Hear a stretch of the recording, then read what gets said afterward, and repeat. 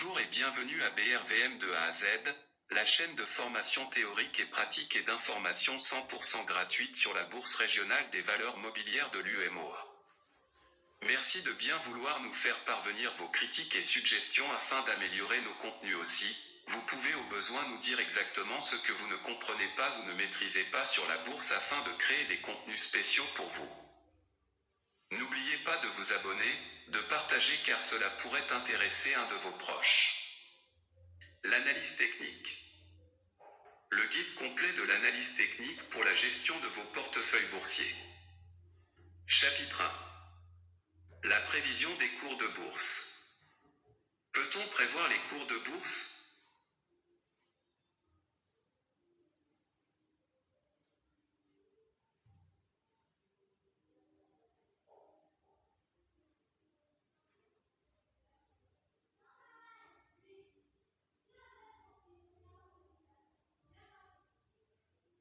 Depuis que les marchés financiers existent, les investisseurs ont déployé une énergie considérable à essayer d'anticiper leur comportement, et de nombreuses méthodes de prévision ont vu le jour, dont certaines ont fait la richesse et la célébrité de leurs auteurs.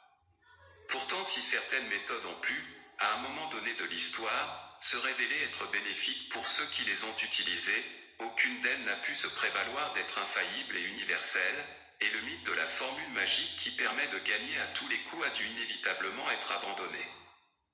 Heureusement pour les marchés financiers d'ailleurs, dont l'essence est basée sur la rémunération du risque. Sans risque, point de marché. Si donc vous êtes à la recherche de cette formule magique ou de cette méthode infaillible, ne perdez pas votre temps à lire cet ouvrage. Vous ne la trouverez pas ici. Ni dans aucun autre livre d'ailleurs. Dans ce livre, je vais en revanche tenter de vous apprendre à effectuer un diagnostic sur une valeur un peu comme un médecin effectue un diagnostic sur l'état de santé d'un patient dont il a la charge. Grâce à l'observation en continu d'un certain nombre de résultats d'examen, il peut surveiller jour par jour l'amélioration ou au contraire la dégradation de l'état de santé de celui-ci. Il ne peut jamais à coup sûr prévoir que son patient va s'en sortir ou au contraire mourir, mais il sait, grâce à l'analyse comparative des résultats de ses examens, que celui-ci est en train de se rétablir ou au contraire de devenir plus malade.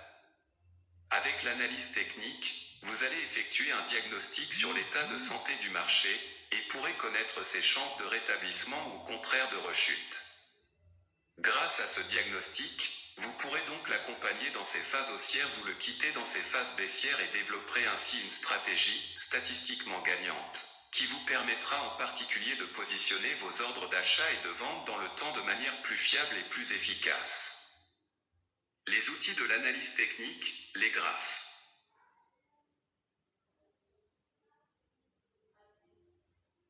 Afin d'effectuer notre diagnostic technique, nous avons besoin de données qui reflètent l'état de santé du marché financier. Les cours d'action et leur évolution dans le temps fournissent mieux que toute autre donnée cette mesure, car ceci découle directement de l'offre et de la demande présente, et intègre non seulement les informations disponibles sur la place financière, y compris les informations fondamentales, mais aussi la manière dont ces informations sont ressenties et interprétées par les opérateurs, comme le montre la figure 1. Figure 1, les paramètres qui déterminent les cours des actions et leur point d'évolution.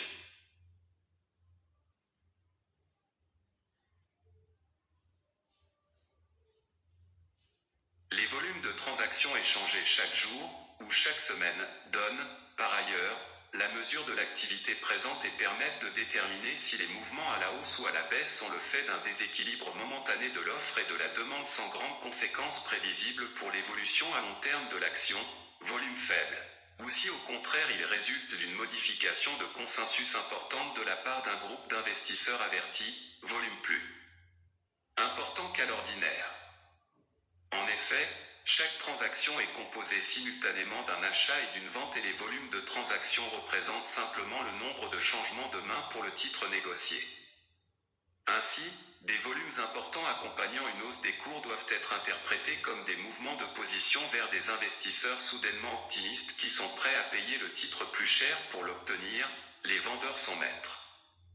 Des volumes importants accompagnant des baisses des cours doivent être interprétés comme un désengagement significatif de position de la part de vendeurs soudainement pessimistes au profit d'acheteurs opportunistes.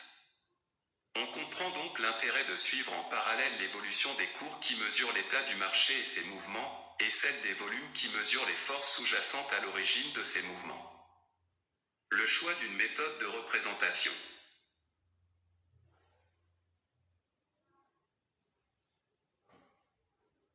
Le suivi de l'évolution des cours et volumes peut être effectué de nombreuses manières, en utilisant différents modes de représentation, comme par exemple les diagrammes en points et figures, méthode ancienne mais encore utilisée, ou encore les diagrammes en bâtonnet ou ceux en chandelier. Nous nous contenterons ici de 3 méthodes de représentation classiques qui présentent le grand avantage d'être simples et explicites, y compris pour les non-initiés. La représentation des cours sous forme continue, figure 2, qui trace l'évolution des cours de clôture en fonction du temps, accompagnée des volumes de transactions journaliers représentés, sous forme de barres d'histogramme. Plus les barres sont hautes, plus les volumes de transactions sont importants, c'est-à-dire plus l'activité pour la valeur est importante. Figure 2, la représentation des cours sous forme continue. La représentation sous forme de bâtonnet, ou encore bar charts, accompagnée de l'histogramme des volumes. Cette représentation schématise l'évolution d'une séance boursière de la manière suivante, voir figure 3. Une barre verticale est d'abord tracée du cours le plus bas au cours le plus haut de la séance. Sur la gauche de cette barre est tracé un tiret qui représente le cours d'ouverture de la séance. Sur la droite de cette barre est tracé un tiret qui représente le cours de clôture de la séance. Figure 3, la représentation des cours sous forme de B pointonnet. Elle permet une meilleure représentation de la lutte entre acheteurs et vendeurs au cours de la séance, que la simple représentation du cours de clôture. Pour schématiser, on pourrait dire que la représentation en bar chart est une sorte de résumé de film de chaque séance, alors que la représentation en cours de clôture est une photographie prise à la fin de chaque séance. La représentation en bar chart est évidemment plus riche en informations que la représentation en cours de clôture. Un exemple de représentation en bar chart journalier est donné par la figure 4. Figure 4, la représentation des cours en bar chart journalier. Les bar charts peuvent être utilisés pour représenter la variation des cours sur une semaine, ou sur un mois. Dans ce cas, les cours d'ouverture, clôture, plus haut, plus bas sont relatifs à la période choisie, début et fin de semaine pour des bar charts hebdomadaires, début et fin de mois pour des bar charts mensuels. Ce mode de représentation est donc particulièrement utile pour des prévisions à long terme, car il offre à l'investisseur une vision sur une échelle de temps plus longue que celle proposée par le précédent, la semaine au lieu du jour. Il intéressera par conséquent davantage les investisseurs que les professionnels de salles de marché. La représentation des courbes d'évolution en chandelier japonais, figure 5, c'est une variante intéressante de la représentation en bar chart journalier. Dans cette représentation, les cours d'ouverture et clôture délimitent le corps du chandelier, c'est-à-dire sa partie épaisse. Le corps est prolongé par des traits fins, ombres, qui s'étendent jusqu'au cours minimum et maximum. Lorsque la séance est haussière, cours de clôture supérieur au cours d'ouverture, le chandelier est représenté avec un corps vide. Lorsque la séance est baissière, cours de fermeture inférieur au cours d'ouverture, le chandelier est représenté avec un corps plein. Figure 5, la représentation des cours en chandelier japonais.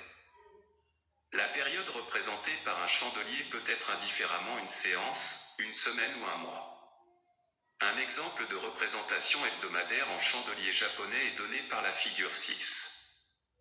Figure 6, exemple de représentation hebdomadaire. Des cours en chandelier japonais. Dans cette figure, les chandeliers doivent être interprétés comme suit. Figure 7. Figure 7, interprétation des chandeliers japonais.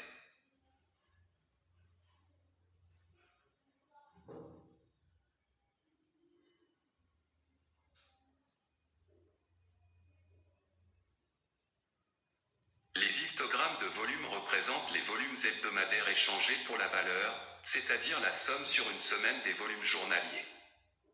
Comme nous le verrons au chapitre 4, la représentation en chandelier japonais donne naissance à des figures qui s'interprètent classiquement sur un, deux ou trois, quelquefois quatre, chandeliers. Ces figures sont d'une meilleure fiabilité lorsque la période représentée par un chandelier est plus grande. C'est également la période de représentation la mieux adaptée à une position investisseur et c'est pourquoi la représentation en chandelier japonais hebdomadaire sera la représentation la plus utilisée dans cet ouvrage.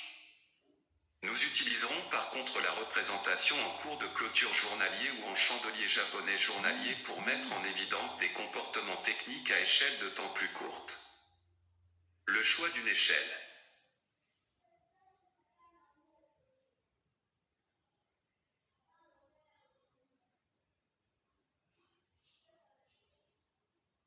Les trois types de représentation précédents nous montrent l'évolution des cours avec une échelle linéaire, c'est-à-dire une échelle qui respecte l'évolution des valeurs de cours.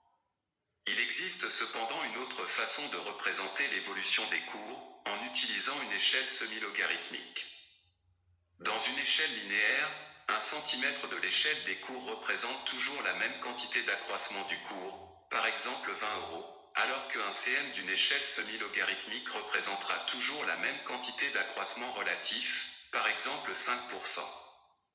L'échelle semi-logarithmique devra donc de préférence être utilisée à l'échelle linéaire lorsqu'on souhaite mesurer la performance, c'est-à-dire la progression relative, d'un investissement sur une longue période. C'est d'ailleurs pour cette raison que l'échelle semi-logarithmique est très utilisée par les boursiers, mais pas par les spécialistes en analyse technique, qui s'intéressent davantage au rendement qu'aux variations brutes des valeurs. Il est possible de représenter une courbe en cours de clôture en bar charts et en chandelier japonais indifféremment avec une échelle linéaire ou logarithmique. La figure 8 ci-dessous donne par exemple une représentation en bar charts hebdomadaire avec échelle logarithmique. Figure 8, représentation des cours en bar charts hebdomadaire avec échelle logarithmique.